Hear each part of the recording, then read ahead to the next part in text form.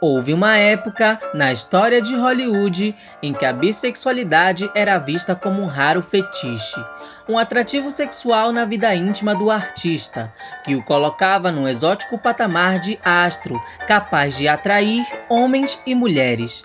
É claro que esse fator X não era estimulado, e os atores e atrizes só eram aceitos pelos estúdios e pelo público se nunca casassem com pessoas do mesmo sexo, uma vez que a homossexualidade era tida como uma doença séria e sua exibição proibida por códigos de conduta. Algumas celebridades corajosamente viveram sua intimidade como puderam, mesmo apesar das críticas. Este é o Sociocrônica, e nós vamos conhecer os bissexuais mais badalados da antiga Hollywood.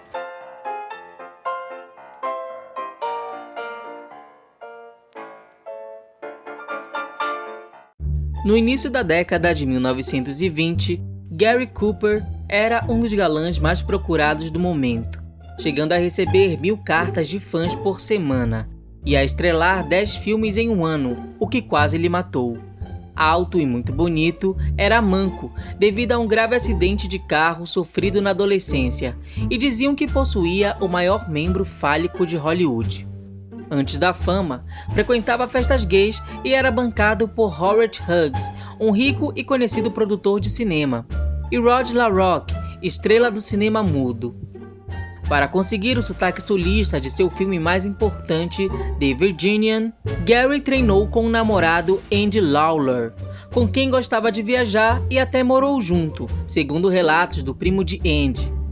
Ao mesmo tempo, namorou Lupe Vélez, que era famosa por seu temperamento explosivo.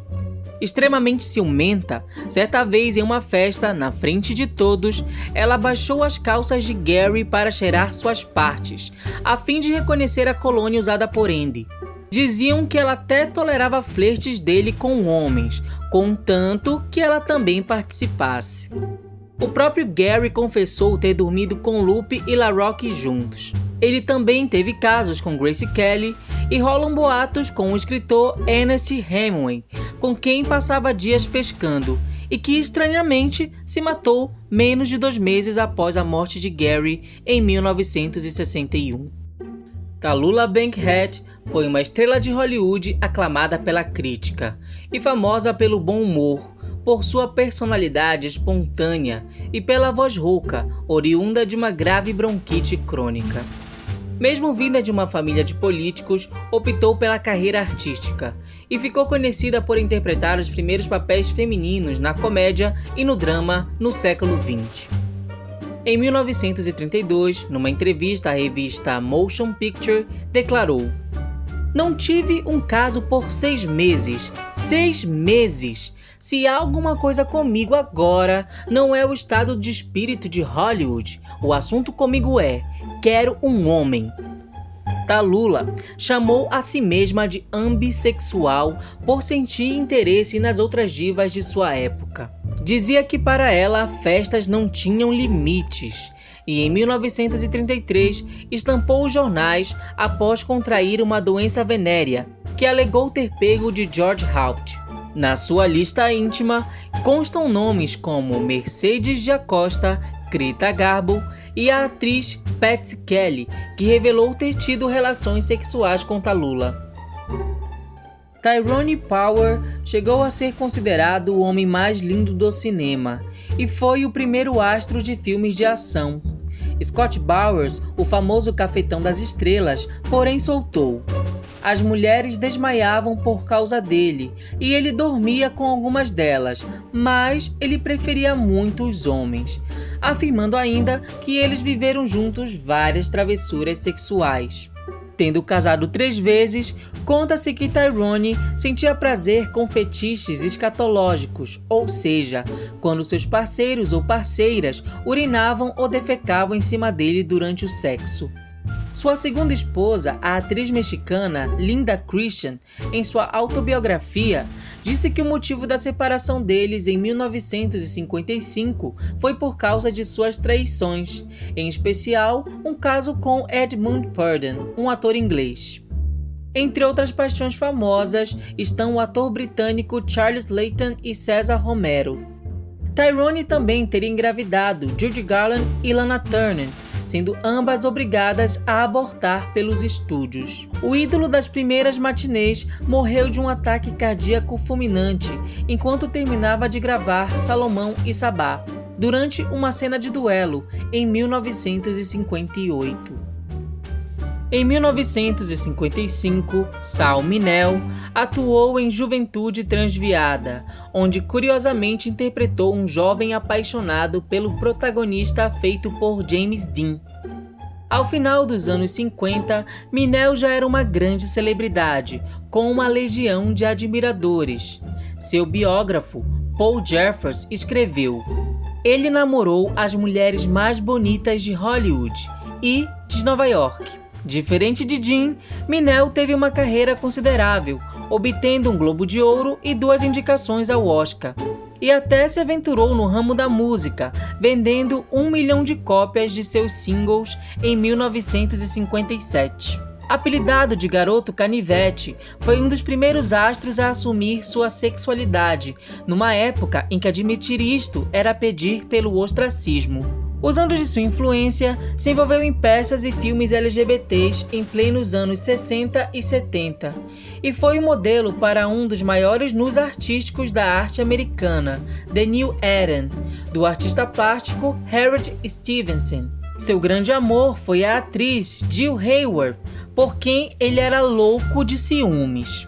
Os dois ficaram juntos por vários anos, até Jill flagrar Sal transando com outro homem e cancelou o noivado. Eles continuaram muito amigos e, após isso, Sal entrou em um relacionamento por 6 anos com o ator Courtney Burr. Hoje, um símbolo LGBT, Sal Mineo foi esfaqueado no coração por um ladrão quando chegava em casa após um ensaio, aos 37 anos em 1976. Joan Crawford é um inegável ícone do cinema, sempre lembrada por seu talento como atriz e sua personalidade de diva. O que poucos sabem é que por trás de seu ar aristocrático, Joan escondia um apetite voraz tanto por homens quanto por mulheres, e que preferia homens bissexuais e sexo pervertido, segundo seu biógrafo David Brett em Hollywood Martyr.